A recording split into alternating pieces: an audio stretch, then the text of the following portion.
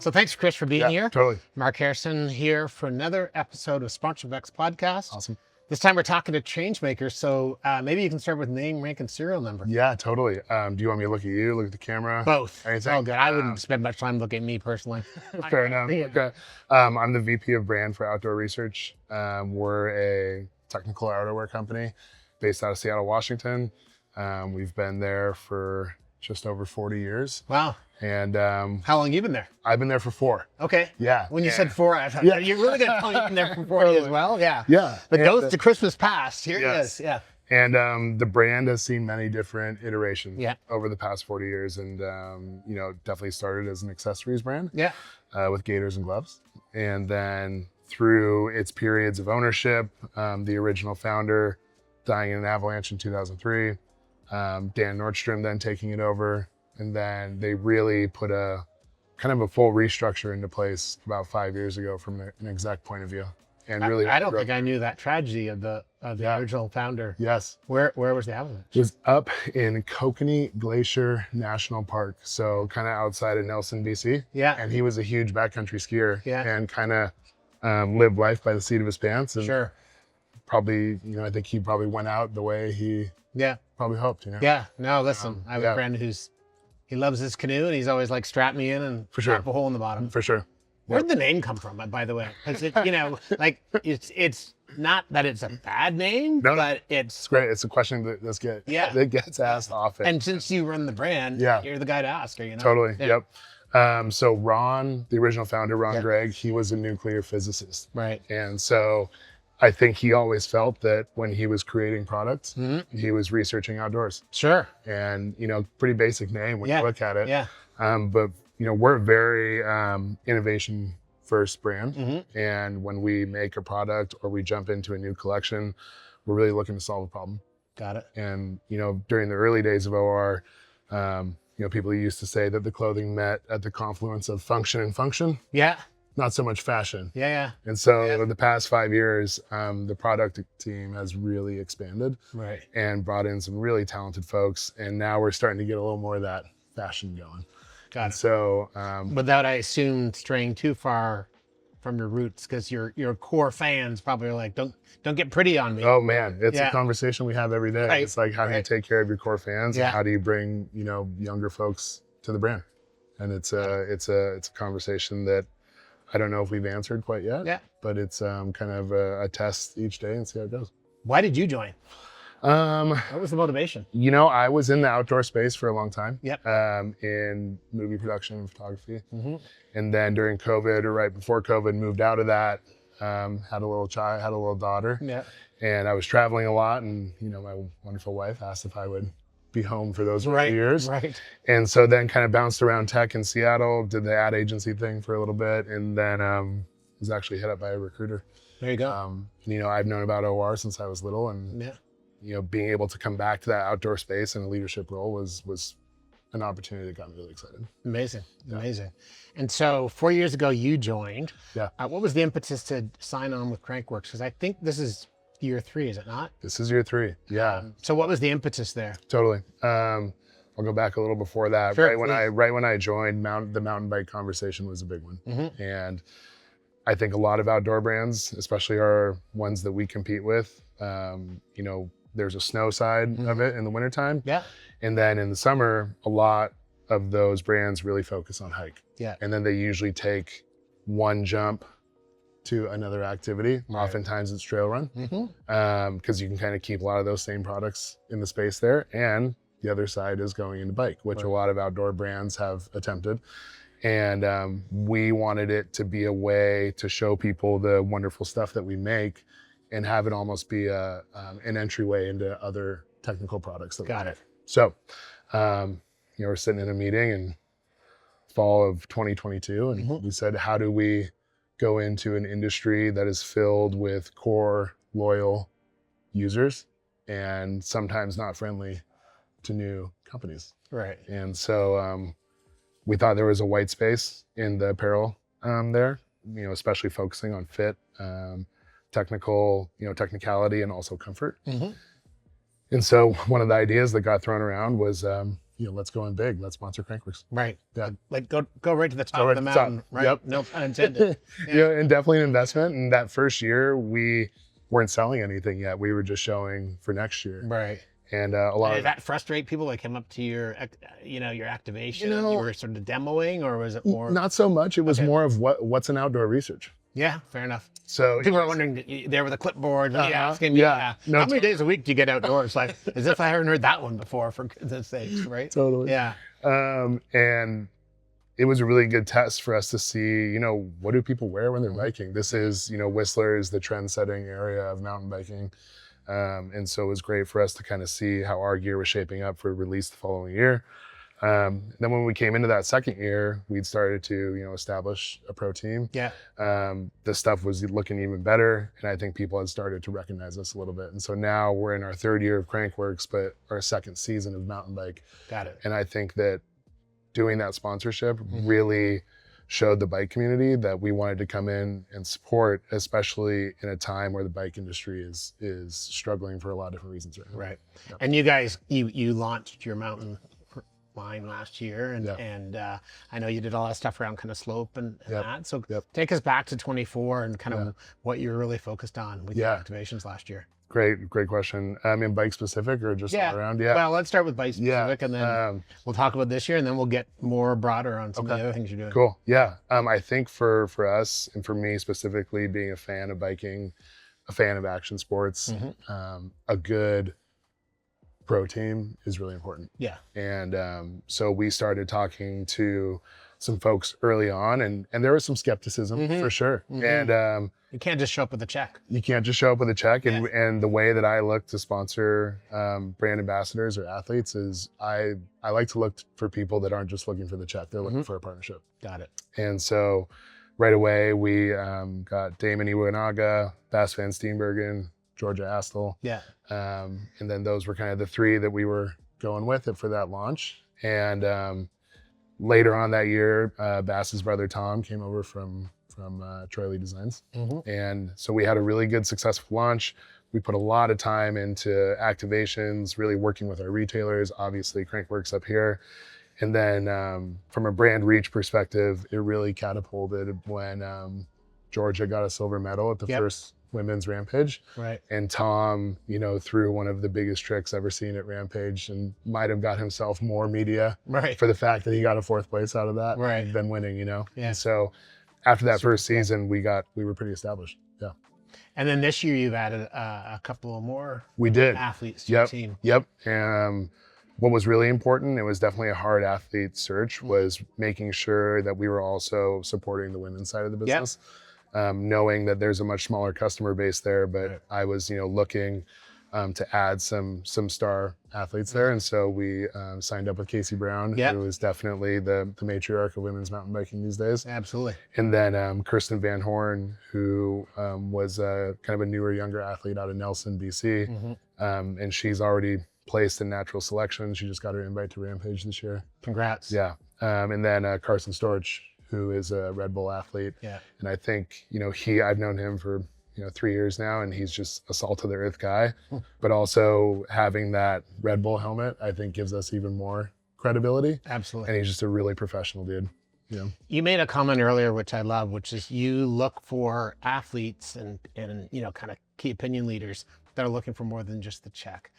Like share, like, I want to steal some of your That's okay. your ideas, your insights, but give us like what's your MO in doing that? Because I hear it often, but as you know, it's harder said than done. So how do you execute on it? How do you actually get to know that this athlete's into you and your brand more than just the check or the clothing or the product or the flights? Or, gosh, it's a good one, and I'm not going to say that every partnership we've made has been perfect.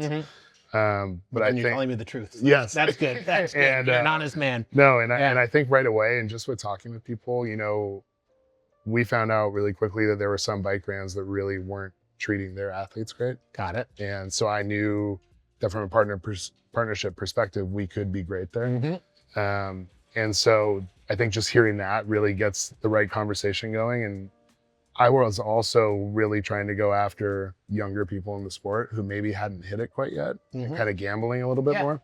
Yeah. You know, and so you want to get them on this kind of the upward trajectory, right? Yeah, totally. And then also, you know, once we had that established there, I think you start talking to the larger people in the space who, you know, are being courted by a ton of different brands.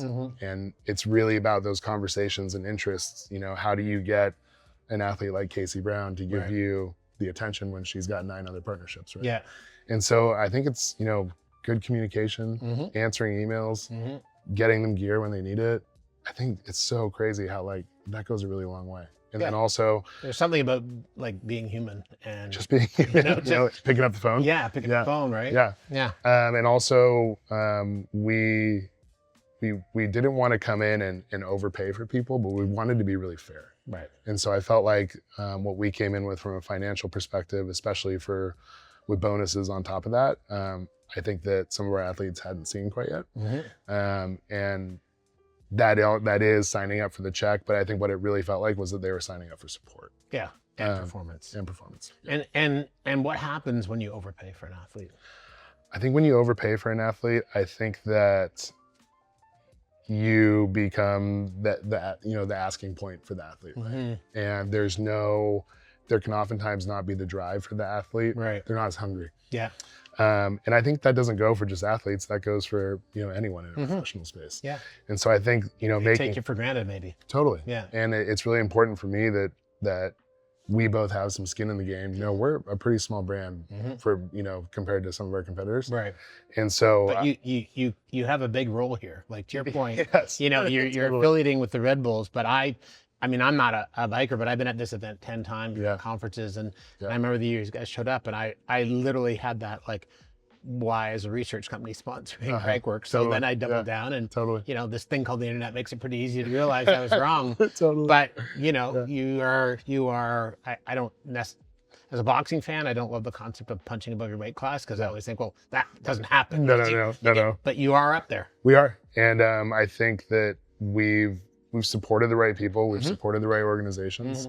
And I think, you know, we didn't come in for a year or two like some other brands and bounce after that. Right. And so, and then our clothing, our product department, you know, especially with our bike pants, put in so much time and research. You know, we had every brand's bike pant at our office. Right. And we're like, why is the fit so different between 32 pairs of pants? Right. And like, you can't make a pant work for every customer, but you can spend more time in fits and patterns and all that stuff. And so we also wanted to make sure that we weren't just making a bike jersey and a pair of shorts. Right. You know, yeah. You talked about that function meets function. Yes. You still want to have that technical aspect. Jumping back to Crankworks. Yeah, absolutely. 2025, 20th anniversary, a lot of excitement here. And OR is headlining a pretty cool new, calling it activation doesn't give it service. You're headlining a big new event that's here. I mean, it's a nod to something else, but talk to us about Best Trick. Yeah, totally. We, you know, when you sign on to be a principal sponsor of Crankworks, that comes with an event. Yeah. And the event we really wanted early in the game was the Whip Off event because that's just a very special event here. But unfortunately, you know, a brand we really respect, POC, has full control of that. Yeah. And so you got to stand in line. You got to stand in line. Yeah. And so we had Speed and Style, which is a crazy show of athleticism for riders. You know, when you start throwing in the speed of a Bass Van Steenbergen, compound that with tricks on a course. But it wasn't a great spectator event. Yeah. And what Crankworks has actually become for us in this later year, now that we've achieved some popularity in bike, was a buyer showcase for our retail partners. So it's now kind of moved into more of a B2B now that we've kind of established ourselves. And so, you know, with the world as it is right now in the outdoor industry, you know, I had a couple long chats with the Crankworks fellows, and it was important for me that, you know, we were bringing the buyers and our athletes into a really special event that wasn't a non-spectator situation. Right. And so they put their heads together, and I think they'd been thinking about doing a Best Trick for a while. Yeah. And presented us with the opportunity, and I couldn't have been happier. Amazing. And they're going to have our athletes who are not competing it are judging it. And it's even better. Even better. And I think, like, depending on how the weather goes, it's going to be a really cool moment for the brand and kind of, you know, solidify that relationship with Crankworks. Hey, Mark Harrison here, and I'm so excited to share with you the upcoming news about the Sponsorship X Changemaker Summit happening November 13th to 15th in Toronto. We have partnered with the historic first ever professional women's soccer championship being staged by the Northern Super League. That means every one of our delegates is going to be attending the NSL final on Saturday, November 15th at BMO Field. In addition, you're going to get 2 days of amazing content, keynotes, workshops, panels, engaging opportunities to work together, led by speakers and facilitators from across North America. We're going to have some fun. We're going to have a small side football tournament. We're going to see some documentaries. We're going to eat and drink and celebrate together. And we're going to raise $20,000 in honor of Sponsorship X's 20th anniversary for Park Street Education. If you're a changemaker, you want to learn more about how to be a changemaker, the Sponsorship X Changemaker Summit is for you. www.sponsorshipx.com. So it's interesting to me is I'm not trying to put words in your mouth. No, kind of not year one was kind of come here, show up. Yep.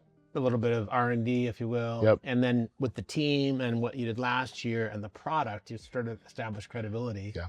Now it's time to turn those retail engines on. Yes. And that has started to happen. You know, we're an outdoor brand, so we don't have bike reps. We don't have snow reps per se, even though we make gear for both of those things. And so it really came down to that reach on social media and the need for the product. And, you know, going all the way back to the older days of outdoor research, our core customer group is a really special group of people. They know the gear works. They know it's great. And for so long, OR didn't really have to put major investment into that brand awareness. Right. We did do that with bike. And I think that, you know, the stuff that we make is pretty, it's not very moto.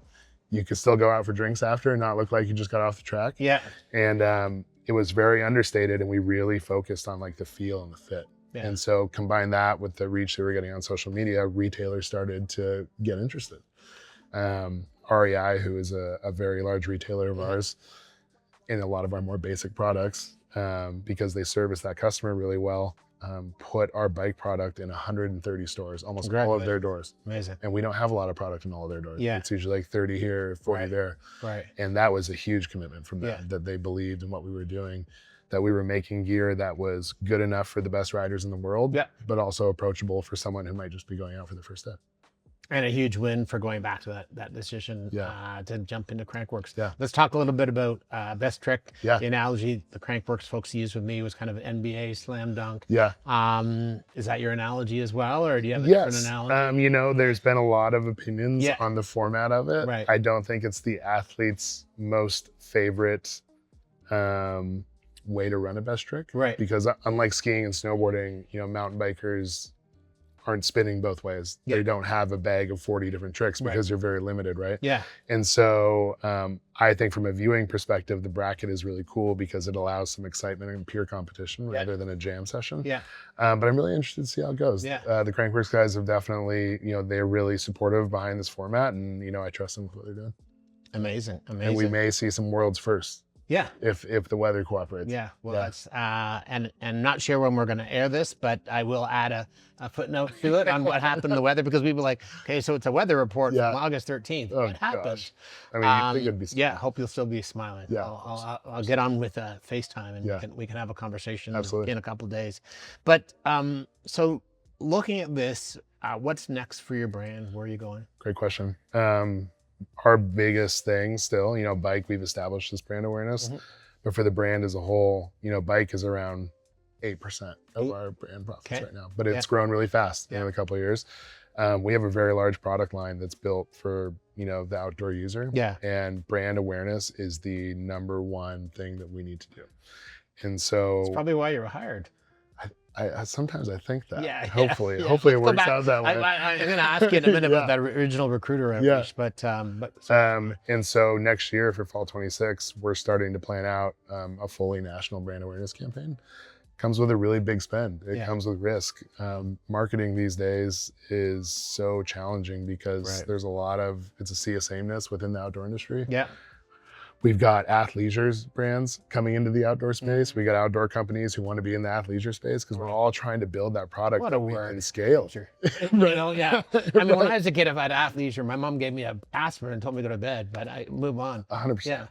And so, and we want to really scale like our installation program. Okay. You know, Patagonia does billions of dollars in installation. Yeah. Could we have 1 or 2% of that? Sure. I think so. Yeah. You know? Yeah. And I think the major problem for us is a lot of people just don't know who we are. Right. We've got, you know, new customers, younger customers that that refer to outdoor research as OR, you know, and they think it's a new brand. Yeah. So it's this really interesting Morgan time. or, you know, Yeah, like that happens too. Seattle, yeah. Yeah, Like that you happens forgot the too. E, you Totally. know? Yeah.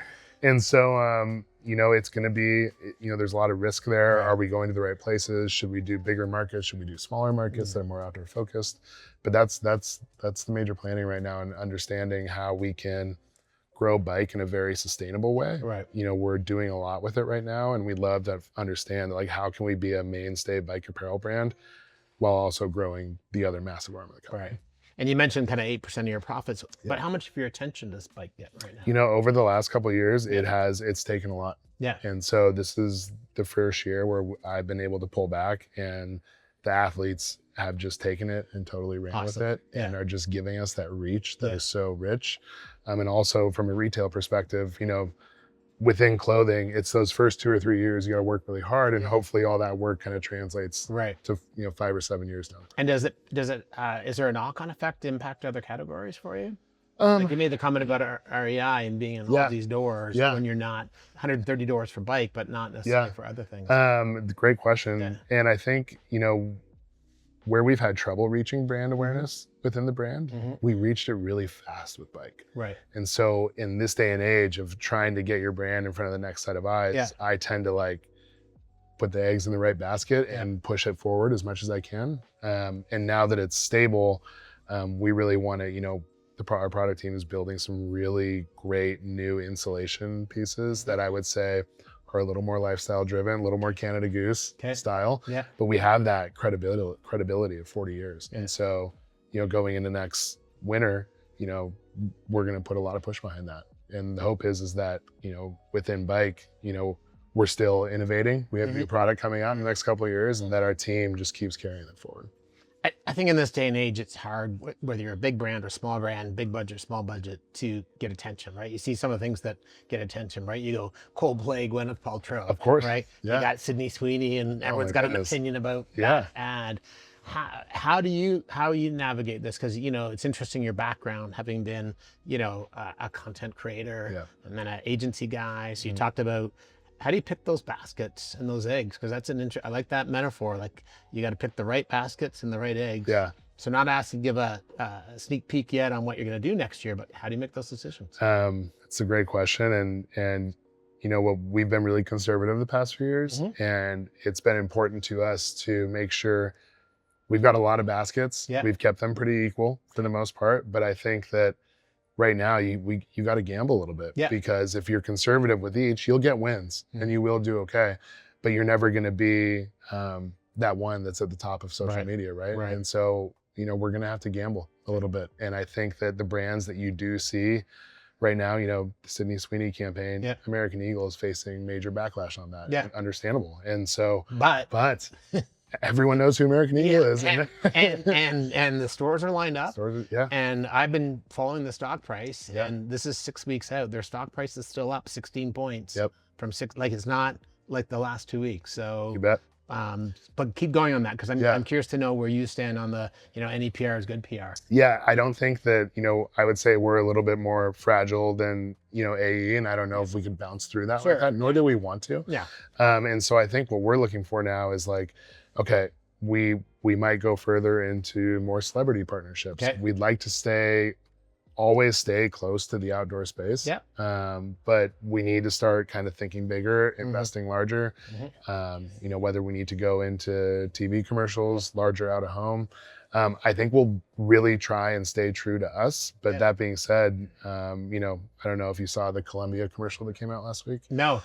I'll send it to you. Okay. It is intense. It is a wonderful agency ad. They did a a crazy job on it, and but it's so intense. It's like, wow, I don't even know what to think about this ad. Got it. But that ad is all over LinkedIn. Yeah. It's all over social media. All right. I don't know how I missed that, but I'm gonna look it up right Gotta after give it this. a rip. Yeah, it's interesting. But it's interesting, and I just want to actually not to spend all this time talking about Sydney Sweeney, which is one thing I think is people need to remember is, you know, when she was literally a starving actress, like she shopped at AE, which I think is an interesting piece. So now you're talking about going into potentially into celebrity and looking at different channels.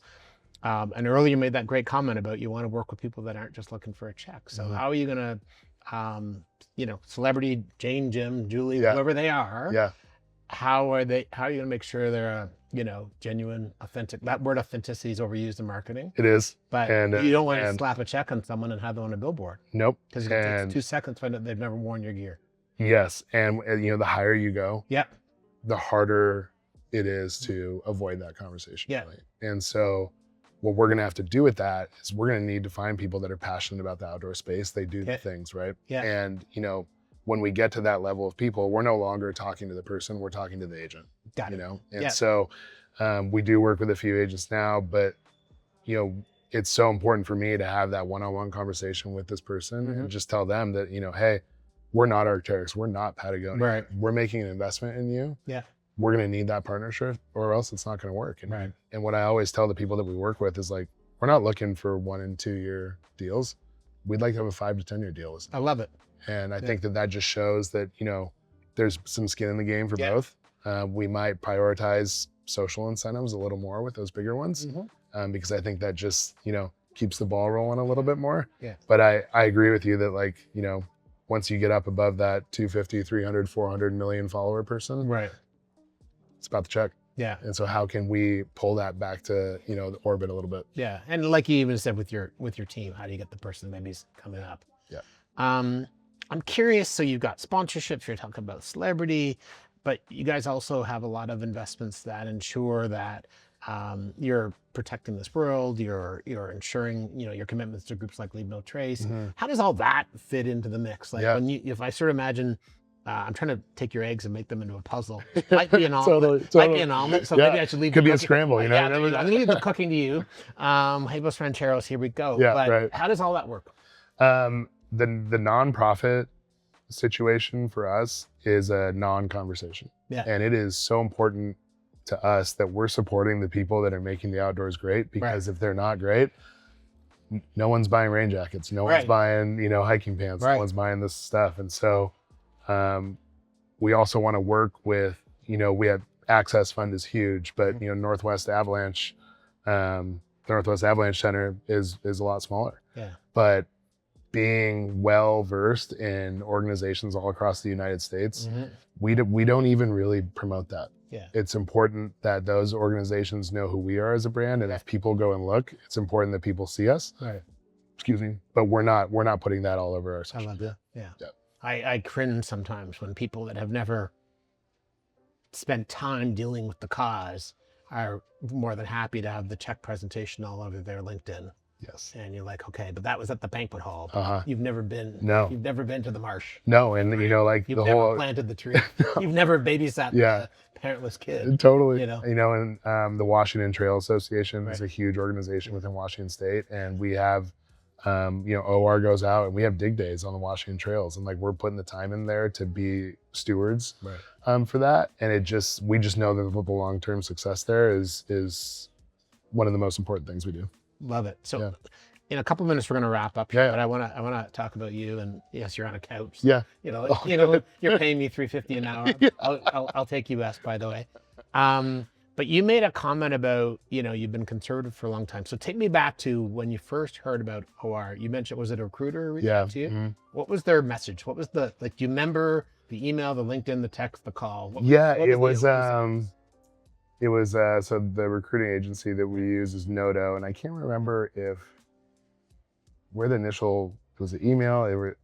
But we made contact, and I had said her name was Tammy Burmeiler, and she works for the Nodo Group, and we had a couple of email exchanges, and I just said, hey, I'm stuck in this ad agency world, and I am pretty much, you know, even though I'm a creative director over here, I am use to put out fires with Yes. Yeah. Right. and I'm getting it's getting a little tiring. Yeah. I'm not doing things creative. Right. It's hard to put my stamp on things because clients within the, the agency space they're going to put their stamp on it as they should. Yeah.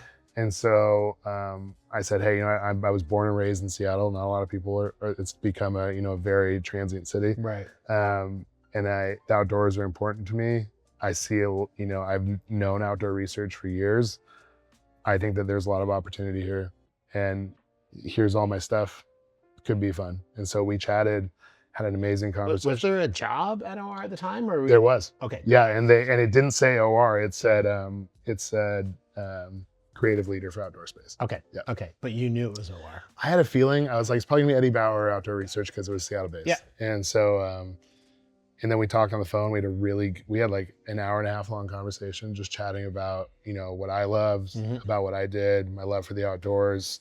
And from there, she's like, Chris, you're a different candidate than what we're looking at right now. And I'd owned a production company for 10 years. And she's like, such a big job of this is like taking this budget and spending it the right way. Right. And she's like, I feel like in the past, OR has had people who, maybe didn't have that creative knowledge. They were great team leaders, but they didn't know how to take a small budget and make it useful. And I've been doing that for a long time. And as an entrepreneur, that expression when people say, act like it's your money. As an entrepreneur, you didn't act, you lived. Yes. It was your money. And people probably say that about me, I'm sure. Yeah.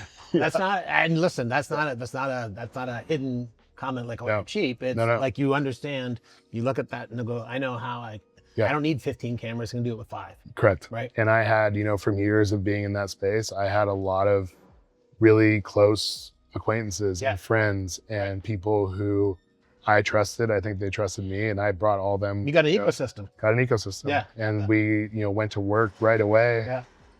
With that low hanging fruit. Let's make sure the brand image is good. Yeah. Let's make sure it's consistent. Right. Okay.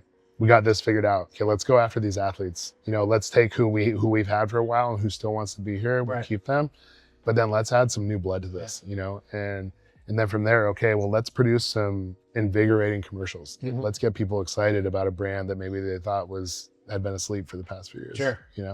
And so that was. I'm not gonna say it didn't take a lot of work, but it was what I knew. I can feel it in you. It's radiating. I can imagine your ecosystem. Yeah. But second last question, so I'm going to put you on the spot. Yeah. How do you sell that internally to an organization that has been going down a path for 40 years, and you're literally not only bringing this new approach to brand, but you're also helping champion a new category. Yeah. I can imagine that a bet like Crankworks was a bit of a sell as well. Yep, totally. There's a few different things. I started slow. Okay. Really wanted to get some wins. Yeah. Roger Barton, who's the president of Outdoor Research, is probably one of the most supportive, influential managers I've ever had. Amazing. And I think for most of my career, I didn't have great managers, people who empowered me to do better. And I think Roger, he was very clear. He's like, here's the budget, do the work. Try not to mess up, except he used a different word with that. Yeah. And so thank you for keeping it PG 18 or 15 or something. And as we got further and further into those first 6 months, Roger had also built an amazing exec team internally. And it was an exec team who was not interested in competing with each other. It was an exec team that was built to work with each other and be supportive of one another. And I also hadn't experienced that before. Yeah. And and that's rare. It's very rare. Yeah. And, Roger put this team together, and we were all moving at such a fast speed for these couple of years that, the product started getting better, and then the content started getting better, and then more retailers were becoming interested. And it just kind of it's a very conservative snowball roll. It wasn't crazy. We don't have the growth of Viore does or anything like that. Yeah. But, and then from there, just got to take some bigger swings. And, Roger became more supportive because we'd had those wins, and, this brand awareness campaign that we want to do next year is kind of going to be the culmination of all that. I love it. Yeah. Well, I think you're living proof of you don't work for a company, you work for a person. Totally. And so my last question is the person that wants to work for or with you, whether internally or externally, what's their magic point? Like, what's the thing that when you meet somebody, you're like, I want to work with you because of what? I think, I take a lot of what Roger's taught me, and that hey, we're all here because we're great at something. Yep. And I'm also not a hand holder manager. Okay. Because I think throughout my career, I had people sitting over my shoulder that stopped me from being great. Mm-hmm. And so I very much push that downwards into my team. Hey, like, you're such a talent at what you do. It's more of like, how can I help you be great? Right. And so you can sparkle and grow. Love it. And a great way to, think about that is like, if you leave OR and you get to that next big role, that's a win for us. Yeah. We're not going to lose conversations. It's going to be hard when I lose you on my team, but we'll get the next batch of That's people. success in your mind. That's success in my mind. Yeah. Yeah. No, I love it. Well, listen, thanks for doing this. Yeah, Thanks for pleasure. sharing. Thanks for having me on. And good luck with the weather. Thank you.